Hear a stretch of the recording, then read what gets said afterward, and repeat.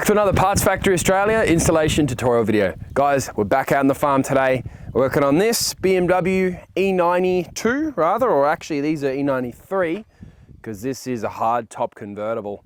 We're specifically going to be changing the boot button, the one that goes here. You're probably here because your boot button ceased to work or the condition of the plastic material is broken down and maybe it's sticky and you just want to get a new one. Guys, you've come to the right place. This is going to be applicable for your E90, which is your sedan, your E92, which is your coupe, or your E93, which is your convertible, etc, etc, etc. Guys, they're all going to be the same in the back.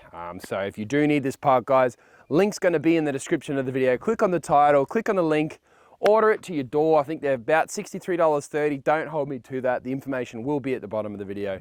Get it on its way. Use this video to install it yourself, save yourself some money, guys. That's what we're all about here at Parts Factory. If you can, give a thumbs up, sub to the channel.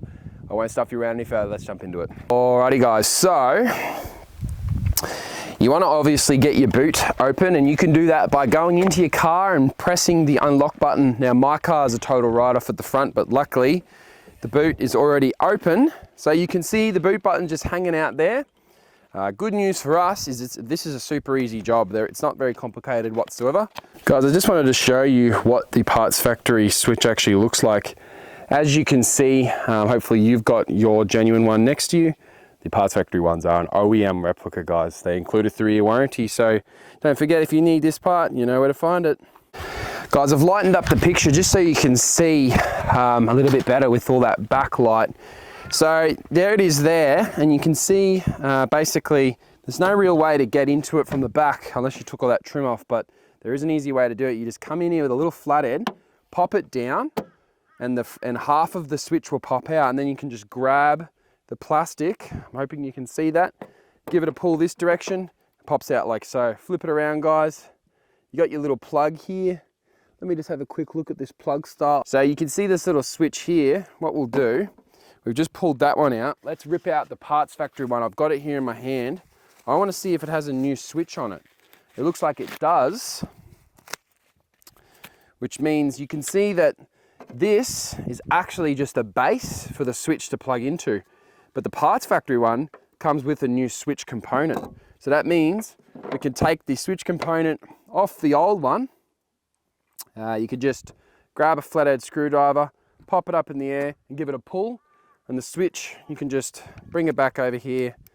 I'm just going to put it all back into there just so it sits there nicely like so.